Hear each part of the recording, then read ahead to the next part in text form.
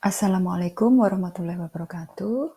Pada hari ini kita akan membahas tentang konsep primary healthcare atau PHC.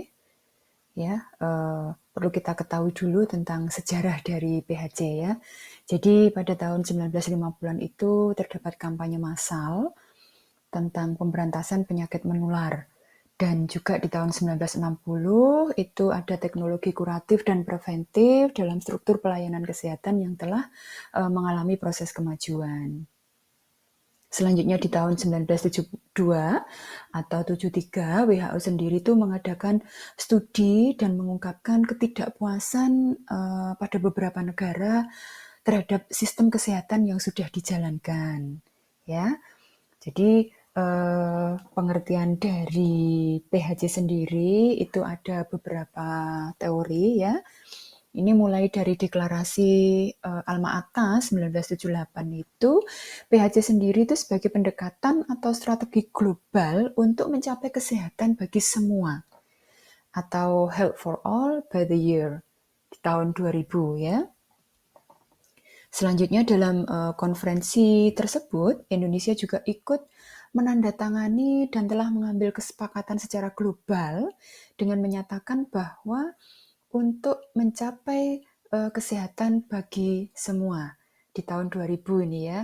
Nah, kuncinya adalah PHC dan bentuk operasional dari PHC tersebut di Indonesia dikenal dengan PKMD ya, pengembangan kesehatan masyarakat desa.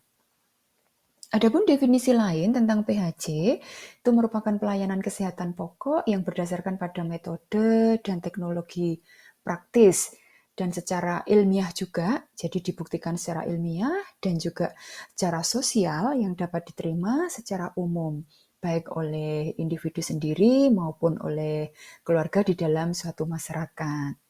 Ya, kemudian menurut WHO tahun 2021 juga pada prinsipnya sama, konsep PHC ini sudah mulai diolah sejak 1978 ya, sudah diulang-ulang untuk mendefinisikan tentang PHC itu sejauh mana ya, intinya adalah sama. Jadi untuk koordinasi tentang PHC ini nanti effortnya di secara global, nasional itu sudah dibahas semuanya ya.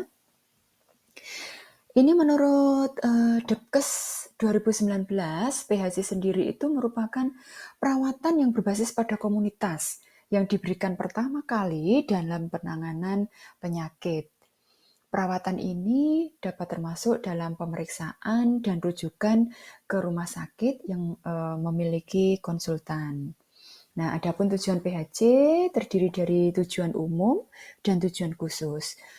Pada tujuan umum, harapannya untuk mendapatkan kebutuhan masyarakat terhadap pelayanan yang diberikan, sehingga akan dicapai tingkat kepuasan pada masyarakat yang menerima pelayanan tersebut. Sedangkan pada tujuan khususnya, yang pertama yaitu pelayanan harus mencapai keseluruhan penduduk yang dilayani. Kemudian pelayanan harus dapat diterima oleh penduduk yang dilayani.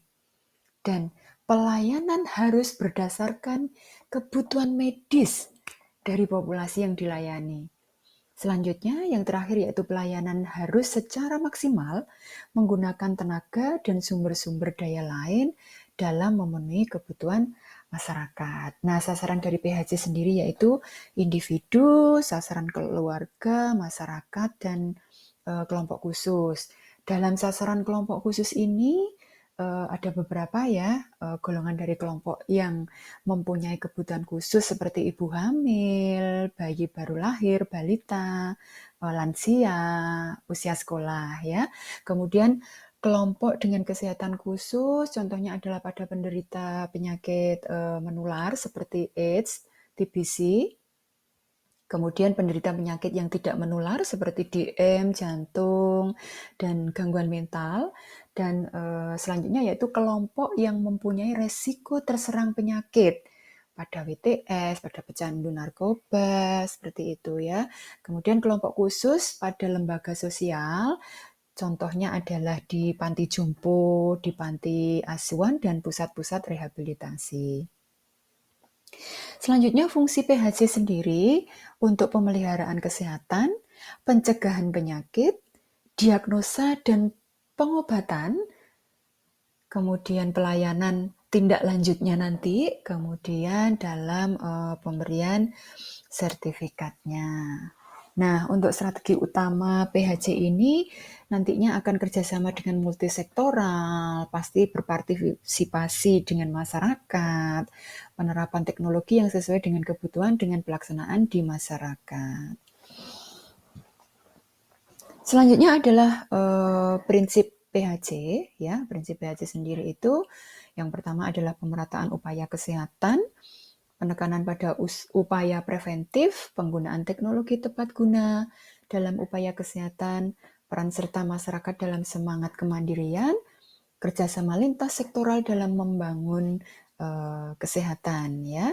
Nah, untuk penjelasan yang pertama yaitu pemerataan upaya kesehatan, di mana distribusi perawat kesehatan menurut prinsip ini yaitu perawat primer dan layanan lain untuk memenuhi masalah kesehatan utama di dalam masyarakat yang harus diberikan sama bagi semua individu tanpa memandang jenis kelaminnya, usianya, ya, kemudian lokasinya ada di kota atau di desa, seperti itu, ya.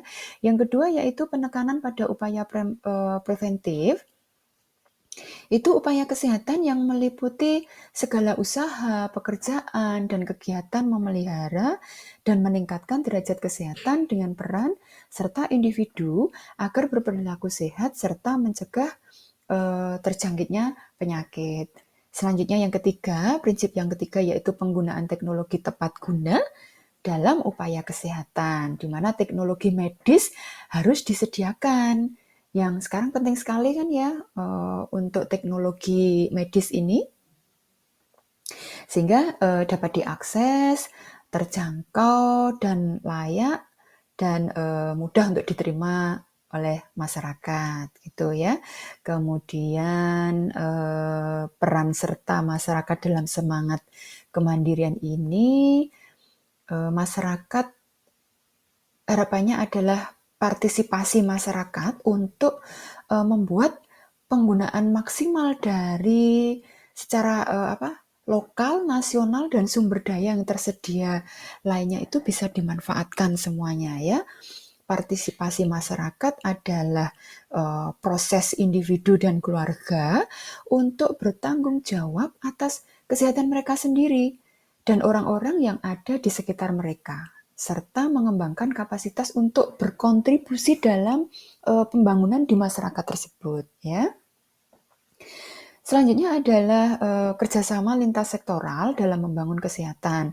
Ini pengakuan bahwa kesehatan tidak dapat diperbaiki oleh suatu intervensi hanya pada sektor kesehatan formal. Jadi sektor lain itu juga sama pentingnya dalam mempromosikan kesehatan dan juga sebagai kemandirian masyarakat. Sektor-sektor ini tuh mencakup sekurang-kurangnya itu ada pendidikan, kemudian apalagi ya metode pencegahan dan pengontrolan mereka, terus perumahan, pekerjaan umum, pembangunan pedesaan, seperti itu ya. Selanjutnya adalah program PHC. Program PHC sendiri itu yang pertama ada pendidikan, pencegahan dan pengendalian penyakit. Selanjutnya peningkatan penyediaan makanan dan perbaikan gizi di masyarakat ya. Kemudian penyediaan air bersih dan sanitasi dasar karena penting sekali. Program selanjutnya yaitu kesehatan ibu dan anak, KB, imunisasi terhadap penyakit infeksi utama. Selanjutnya yaitu pencegahan dan pengendalian penyakit endemik, kemudian pengobatan penyakit umum, dan penyediaan obat esensial.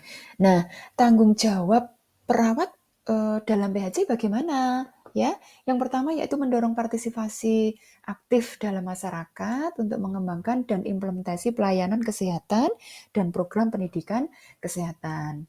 Selanjutnya, bekerja sama dengan masyarakat, keluarga, dan individu. Dan mengajarkan konsep kesehatan dasar di masyarakat dan teknik asuhan pada diri sendiri pada masyarakat. Penting ya sekali untuk diajarkan ke masyarakat.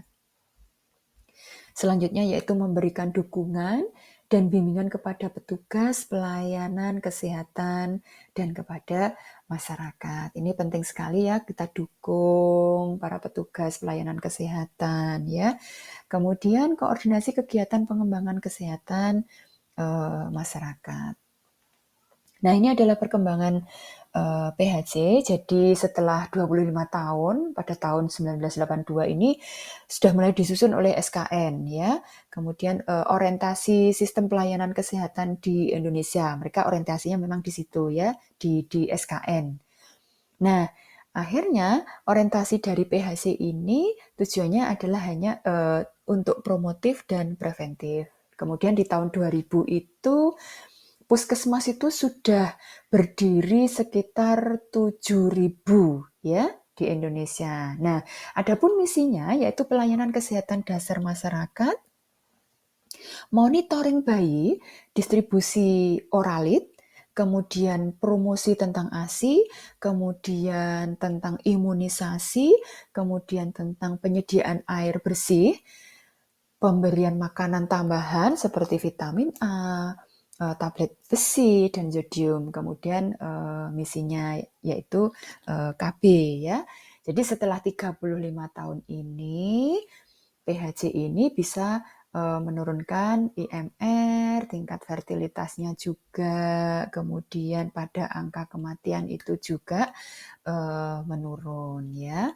Nah, penerapan PHC ini melalui PKMD, Pembangunan Kesehatan Masyarakat Desa. Nah, dari program-program Puskesmas juga ya, melalui pendekatan terpadu, pembinaan peran serta di masyarakat, mendorong dan menumbuh kembangkan potensi swadaya masyarakat, dan juga para provider, di mana pada saat aktivitas di luar ya. Nah, berikut pembahasan tentang PHC untuk kali ini. Semoga bermanfaat untuk kita semuanya ya. Terima kasih. Kurang lebihnya saya mohon maaf. Saya akhiri. Wassalamualaikum warahmatullahi wabarakatuh.